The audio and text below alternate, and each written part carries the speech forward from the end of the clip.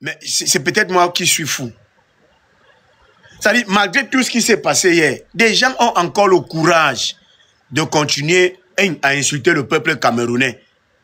Des gens donnent des leçons au peuple camerounais. Je vous ai toujours dit ici, et c'est ça qui nous caractérise, nous, la cohérence, la constance. Je vous ai toujours dit ici que personne n'a de leçons à donner au peuple camerounais. Le peuple camerounais n'est pas amorphe. Le peuple camerounais n'est pas peureux. On ne dicte pas à un peuple quand et comment il doit agir. Le peuple camerounais agit en son temps voulu. Le peuple camerounais, c'est le peuple de 1990. C'est le peuple des années 50. C'est le peuple de 2008. C'est le peuple même de 2016. Le peuple camerounais, c'est le peuple anglophone et anglophone qui s'oppose au régime depuis 2016 et qui a fait plier le régime d'une manière ou d'une autre. Mais le président Issa Chiroma ne veut pas rentrer dans la logique de la partition du Cameroun. Parce que lui, il est déjà... On peut dire que le septentrion est déjà sous couvert. Permettez-moi l'expression. Le régime de 82 ne peut plus rien faire dans le septentrion. Là-bas, c'est mort. Donc, si Chiroma était comme beaucoup d'autres Camerounais que je vois, il pouvait se contenter de rester là-bas au Grand Nord et voilà, d'être un leader qui copine, qui fait le chantage aux gens de temps en temps. Non! Chiroma a dit qu'on va marcher sur Yaoundé, monsieur. Vous ne comprenez pas ça? On va marcher sur Yaoundé. L'objectif, c'est Yaoundé. On va faire tomber le régime de Yaoundé. C'est de ça qu'il est question. Il n'est pas question d'acter la partition du Cameroun. Parce que si on acte la partition du Cameroun, hein, on joue le jeu des gens de 82 et ils sont prêts à la partition. Tant qu'ils sont dans les ministères et à Yaoundé pour voler, c'est suffisant. Est-ce que vous comprenez ça? Est-ce que vous comprenez ça? Tant qu'ils sont dans les ministères et à étudier pour voler, ils n'ont pas de problème. Même si on divise au Cameroun en 50 morceaux, ils n'ont pas de problème. Je dis, ils n'ont pas de problème. Hein? Or, nous, on doit marcher sur Yaoundé. Yaoundé va tomber. Vous avez les doutes? J'ai suivi Fridolin Nke hier à Vision 4. Il les a dit subtilement ce que moi je l'ai dit tous les jours à haute voix. Il les a dit, ce que vous faites là n'est pas bien. Parce que quand vraiment on en aura marre, c'est nous-mêmes qui allons vous combattre. Je vous dis que quand Yaoundé va tomber, ce sont les enfants de ceux qui pensent les protéger là qui vont les faire tomber. Enfants entre guillemets. Tapotez le live s'il vous plaît. C'est très attaqué. Tapotez. C'est très attaqué. Tapotez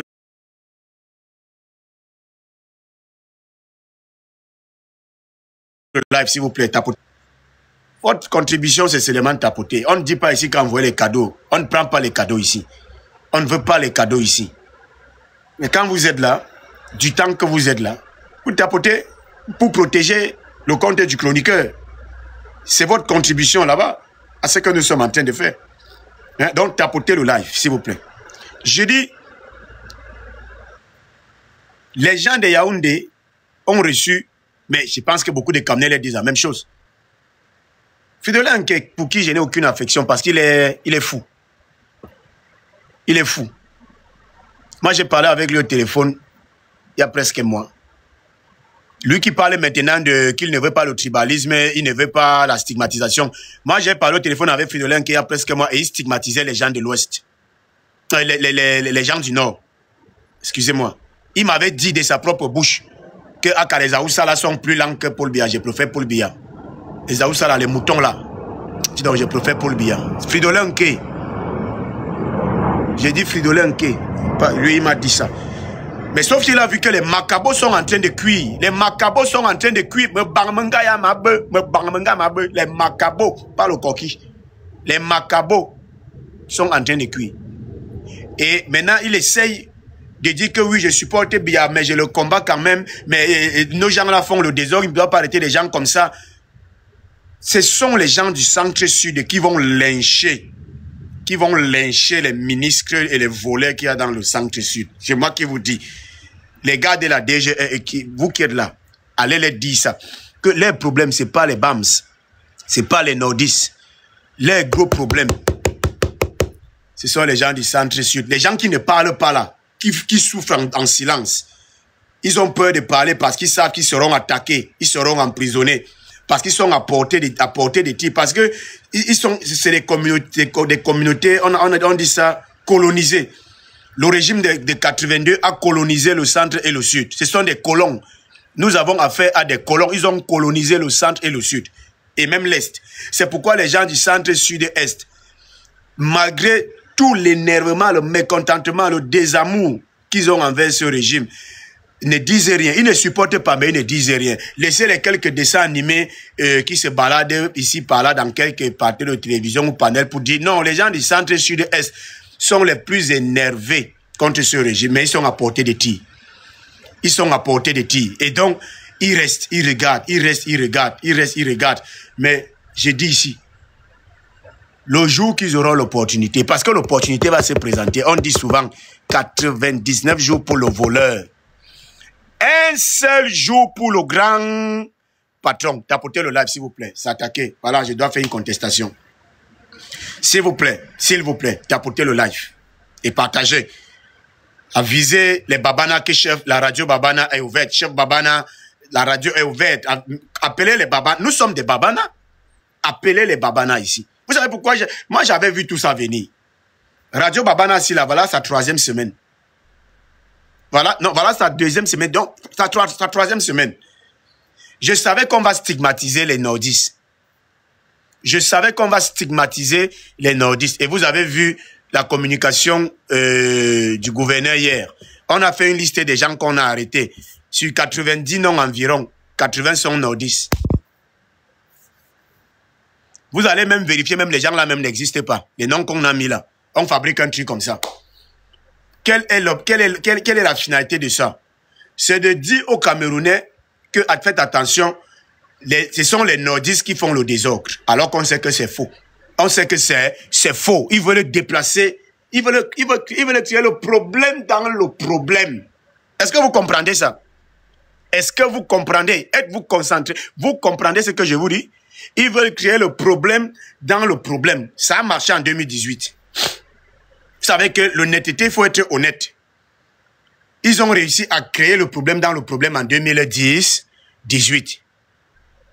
Ils ont réussi ça. Je dis, ils ont réussi. Et c'est pourquoi les Camerounais sont restés un peu passifs. Un peu. Ils ont dit, mais l'histoire, si on ne comprend pas très bien. On ne comprend pas très bien. Qu'est-ce qui se passe? Qu'est-ce qui ne se passe pas? Vous comprenez? Mais en 2025, ça ne peut pas marcher. Pour tous les motifs, donc, je vous ai déjà fait part. Je vous ai déjà dit que l'adversaire en 2025 ne vend pas les œufs crus. Il vend les soya. Par exemple, ça change déjà la configuration des choses. Parce que celui qui vend les œufs ne peut pas chercher des problèmes. Au risque que son plateau d'œufs tombe et ses œufs se cassent. Donc, il est fâché, mais il a son plateau d'œufs. Il préfère protéger ses œufs de temps en temps. Il se fâche, mais il se fâche un peu encore. Ouais. Mais celui qui vend les soya, d'abord, les soya ne se cassent pas. Si la viande de la même tombe, on enlève la poussière, on consomme encore. On lave même le kirishi. Donc on lave le kirishi, on fait un nouveau kirishi. Pire encore, celui qui vend le soya, le plus souvent, Abou qui vend son soya sur place. Donc ça ne peut pas tomber. C'est sur place. C'est une métaphore pour vous dire, en 2025, l'adversaire n'est pas un infiltré. L'adversaire n'a pas d'intérêt économique avec le régime. Est-ce que vous comprenez ce que je vous dis? On a utilisé toutes les métaphores ici pour vous dire ça. En 2025, l'adversaire n'a pas d'alliance économique avec le régime. Parce que ce qui a freiné tout en 2018, ce sont ces hommes d'affaires Bamileke, les Focho Victor, les Kaji Defosso, les Paul Komonier. Non, ce n'est pas le combat des nordistes. Il faut comprendre, il faut parfois vous arrêter, vous comprenez ce qu'on vous explique. Il faut comprendre d'abord. Je ne dis pas que c'est le combat des nordistes, mais le candidat est un nordiste, monsieur. Ce n'est pas tous les Camerounais veulent le changement. mais le candidat est de quelque part. Ne faites pas comme si les gens tombent du ciel. Ce n'est pas les gens de l'Ouest qui sont en train de protéger Issa Chiroma actuellement au Grand Nord. Là. Comment on doit vous parler? Mais pourquoi vous êtes comme ça? Chaque fois qu'on vous explique quelque chose, non, c'est pas rien que le combat des nadistes. Est-ce que vous voulez ouvrir vos oreilles de temps en temps pour utiliser le cerveau? Vous laissez le cerveau à la maison quand vous venez ici sur TikTok? Là où Chiroma a Garouala, ce sont les étoiles qui protègent sa maison? Hein? Là où Chiroma a Garoua, c'est le Bamileke qui protège sa maison? Il faut faire attention. J'ai dit, moi, prochain commentaire de quelqu'un qui n'est pas sorti avec son cerveau, tu le mutes, tu le bloques. S'ils ne veulent pas comprendre, c'est qu'on va les expliquer pour qu'ils comprennent. Ils ne veulent pas comprendre. Ils sont dans l'émotion. Donc je dis, en 2018, le candidat était un graphiste. Et nous sommes dans un pays communautaire. Que cela plaise ou non, c'est un pays communautaire. Communautariste, autant pour moi, excusez-moi, communautariste. Il y a des grandes communautés. Vous connaissez le triangle équilatéral de Gabriel Lep, qui n'est même plus très actuel. Vous comprenez? Et donc, en 2018, le candidat était un graphiste, mais les graphistes sont trop compromis avec ce régime. Ce sont les blanchisseurs de l'argent du régime. Tous les milliardaires que vous voyez là sont en train de blanchir l'argent du régime. Ce sont les banquiers du régime. Les ministres volent, ils partent les donner de blanchir. Est-ce que vous comprenez? Parce qu'il y a le mythe. Et ce sont eux qui ont fabriqué le mythe du Bamileke travailleur et du Bamileke qui connaît chercher l'argent pour justifier parfois les milliards à l'imprévu que les Bamileke ont. Donc tu vois un gars Bamileke qui va au quartier avec toi lundi. Jeudi, on te dit qu'il a 640 milliards en banque. Non, il est très riche. Il a vendu ses arachides, la tasse à 400 000. Et il vendait une tasse d'arachides à 450 000. Bon, en vendant les arachides, il avait aussi l'Imbitacola.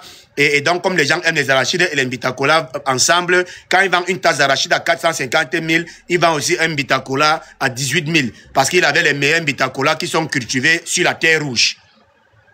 Hein? Voilà. Et c'est le régime, c'est la propagande du régime qui a mis dans la tête des Camerounais, de tous les Camerounais, que les Bamileke sont les travailleurs. Comme si les autres Camerounais étaient des idiots. Donc les nordistes ne sont pas les travailleurs. Les Sawa ne sont pas les travailleurs. Les Bassa ne sont pas les travailleurs. Les Eton ne sont pas les travailleurs. Les Bafia ne sont pas les travailleurs. Le régime vous a fabriqué dans ça pour réussir à blanchir son argent en toute quiétude. Maintenant, quelqu'un a posé une question fondamentale. Pourquoi on ne vous donne pas cet argent pour blanchir? Je vais te répondre. Je vais te répondre. Tu ne peux pas donner ton argent aux gens de blanchir et les gens là souffrent devant toi. Ils vont connaître que tu voles l'argent, que tu as beaucoup d'argent et ils vont caler avec cet argent. Donc, ils partent mettre leur argent en sécurité ailleurs. Je dis ailleurs. Parce que s'ils donnent l'argent là aux bêtis de blanchir, à leurs frères de blanchir, leurs frères vont, le secret va être partagé et ils ne vont pas se faire souffrir pendant qu'ils sont à l'aise au pouvoir. Donc, ils vont commencer à avoir pour premier ennemi leurs propres frères. Deuxième chose, s'ils donnent l'argent à leurs propres frères de blanchir, leurs propres frères vont aussi devenir des tétés et des hommes riches et ils ne pourront plus piétiner leurs frères. Est-ce que vous m'écoutez? Je vous dis des vérités de manière crue. Mais vous ne voulez pas comprendre. Vous êtes tout dans des choses émotives. Vous avez peur de dire la vérité parce que vous avez peur que